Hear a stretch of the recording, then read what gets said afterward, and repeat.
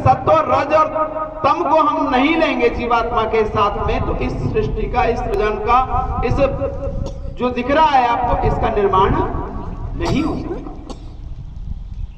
इससे ही सब कुछ बना है। सत्व रज तम मूल है, और मूल से जब भाव में चले जाएंगे तो अग्नि, जल, वायु, इस प्रकार की बहुत सारी लंबी प्रक्रिया है। जिसे आप शरीर कह रहे हैं वो वास्तव में शरीर है या नहीं?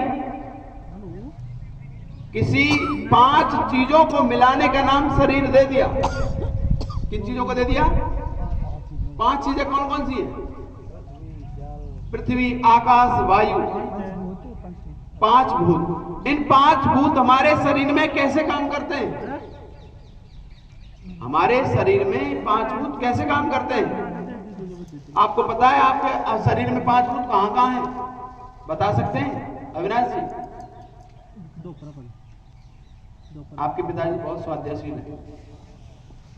जब हम आप अपने अंदर जब ईश्वर, जीव, प्रकृति, जो ईश्वर है, आत्मा है, उन्हें तो छोड़ दीजिए, एक साइड में छोड़ दीजिए, क्योंकि उसे जानने के लिए पहले इस शरीर को जानना जरूरी है। इस शरीर को जानने से पहले अगर बात करेंगे तो विषयों को जानना जरूरी है।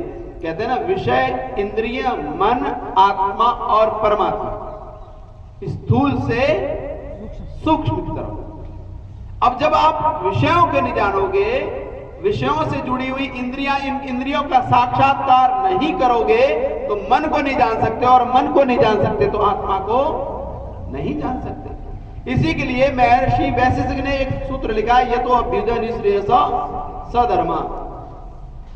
वो कहते हैं अगर आपने अभ्युदय को प्राप्त नहीं किया है तो आप कभी भी निःश्रेयस को प्राप्त नहीं कर सकते, आप मोक्ष को प्राप्त नहीं कर सकते अगर आपने निःश्रेयस को, अगर आपने अभ्युदय को प्राप्त नहीं किया है तो।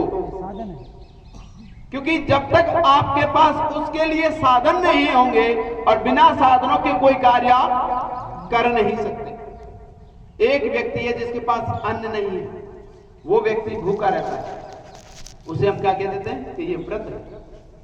और एक व्यक्ति के पास बहुत बड़ा साम्राज्य है और तब वो अपने आप में व्रत रखता है, तो दोनों के व्रतों में भेद होता है। एक अभाव में रखा हुआ व्रत है और एक सब कुछ होते हुए भी रखा हुआ व्रत है, जिसी को तेन त्यक्तेन भुंजी का नाम वेद में कह दिया गया।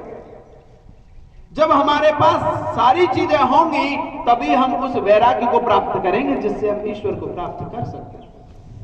अगर हमारे अंदर वैराग्य